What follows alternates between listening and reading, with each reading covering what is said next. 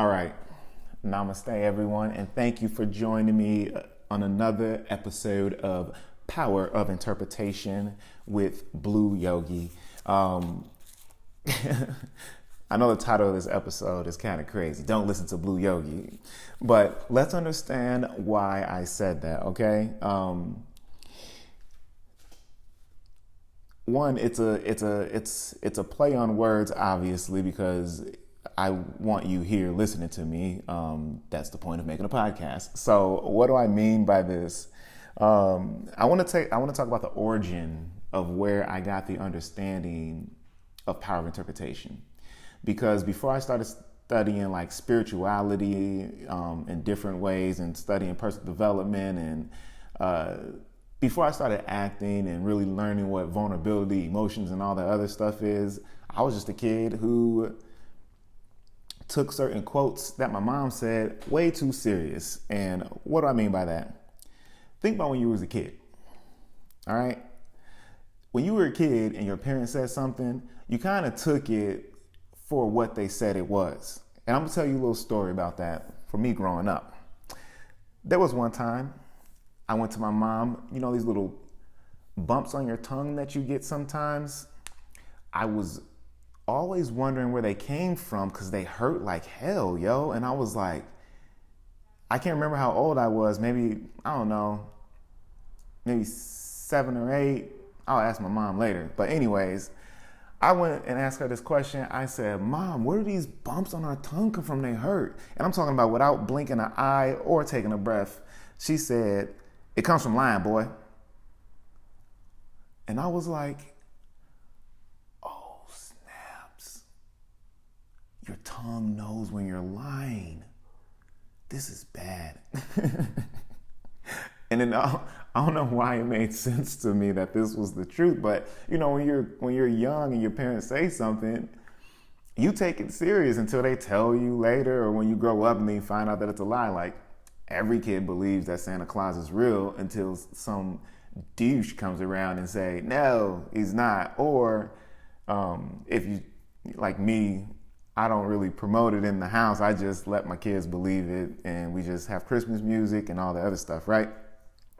But my son, when it says Santa Claus on the box, he really understands it as Santa Claus, okay? So my mom, she said these bumps come from lying. And I was like, did I just lie recently? And I was like, it made sense because, you know, the words come out this way and maybe it is that. So how gullible we are as kids when it comes to our parents. I even think I made up a lie just to, like, I told myself that I lied recently. And to this day, I don't remember lying before that. But, you know, sometimes we'll like as kids, we'll have like a little, what they call white lies, right? But when she said that, I was like, oh, that means a lie is a lie is a lie. I can't do none of that no more. No more lies coming out of his mouth, right? So that's how I felt as a kid. And there's this other quote my mom said that I see that she definitely follows. All right, you go see my mom. We're from Chicago, Wisconsin area. Treat everybody how you want to be treated, okay? This is the quote that became the origin of who I am today, okay? I took that quote so serious that when I would be upset,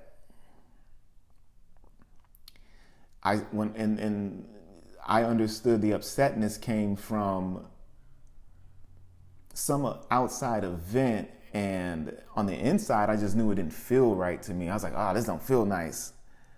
So I always wanted to figure out a way to get myself out of upsetness and other people out of upsetness. So the thing that I started doing was I started thinking of different ways of how to react when I saw other people in a upset state. It used to upset me, and I was like, okay, I need to stop getting upset, because if I was upset, how would I want to be treated? Well, I would want somebody to take some time and maybe acknowledge that I'm upset, but don't be upset with me, because sometimes when I'm upset, I understand it to be, well, this is just something, an intense emotion happening, and this can be dealt with. So when I started doing that, it made me realize that we are really, really connected in a lot of ways. And the shortest version I can say about this is I took that quote and I started saying, treat everything how you want to be treated. So I'm talking about when I picked up a glass, when I'm looking at insects, I'm like, well, if there was a giant thing around me, and movies kind of helped me understand this, because I was like, man, giant bugs, like 8-legged freaks, like these bright giant spiders. I was like, man, if there was anything giant around us, we're gone, bro. And I was like, how would I want to be treated if I seen a giant? I would want it to not step on me because it thinks that I'm a useless piece of life, So I would look at ants sometime and be like, man, maybe I should not do nothing to those ants, because that's not how I would want to be treated. So I took that quote and I ran with it. I'm hesitating a little bit because I've been recording these and the camera just went off, kind of threw me off, but I'm not going to stop this and charge the camera and redo this. So we're just going to keep going with it. I want to share that story because that's kind of the origin of power of interpretation, because I realized that I took that quote, treat everybody how you want to be treated, I took it way differently than a lot of people around me. And I really noticed that because I would hear people say it sometimes, like, because I would just ask, like, hey, what do you think about this quote, treat people how you want to be treated? And do you think you're doing it, basically? Most people think that they are doing it, but I'm telling you, when I see people just getting cut off for something, I see, obviously road rage is like a real thing. And I just see people flipping people off, yelling and screaming. My boy just got into an accident the other day. He's like yelling at this, like, he wasn't yelling at the lady, but he was more in the wrong, so to speak. And he was still like, man, forget that lady. Whatever, man, like,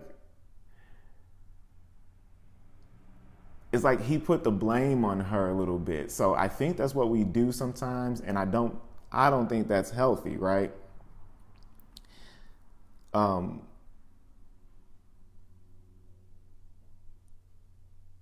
I think I'm gonna just end it there. There was another story I want to share. There's a story when I was in middle school, and I had this friend. His name is Sam. Shout out Sam. I believe we were in either Adam's friendship or, yeah, so I could have been younger. I can't remember how old I was. These numbers and ages and stuff, right? But I grew up in Chicago and Wisconsin. And when I say kids play different games differently, they do. In Wisconsin, this nut check game was like a real thing. And I was like, I'm not going to be hitting nobody in the nuts. Don't hit me in the nuts. But they had this other game where people would kind of tap people in their stomach when somebody's not expecting it. And I did this to one of my friends, but I came up from behind him and swung my arm over his shoulder. And I was like, you're my best friend. And when I did that, he started crying like bad. And I was like, did I hit him hard? Like, it made me feel so bad. And I was like, that is not how I would want to be treated. So I stopped like physically playing with people. Like, I didn't even wrestle with my homies no more. Like, I didn't do anything because that moment made me feel so bad that I was just like, I would want to be treated with respect as much as I possibly can, especially by somebody who says that they're my friend. So I wanted to say that this is the origin story of power of interpretation, because even how we interpret quotes, it can really change your life. And if you have a quote that you really love, I would love to hear it. One of my favorite quotes is treat everybody how you want to be treated, but I changed it to treat everything how you want to be treated. And so what's a quote that motivates you, or that inspired you, or that when you hear it or when you heard it, it puts you in a state of mind of like connectedness or motivation, period. Thank you for checking out this episode, and I will catch you guys on the next episode tomorrow. All right. Namaste, and thank you for listening.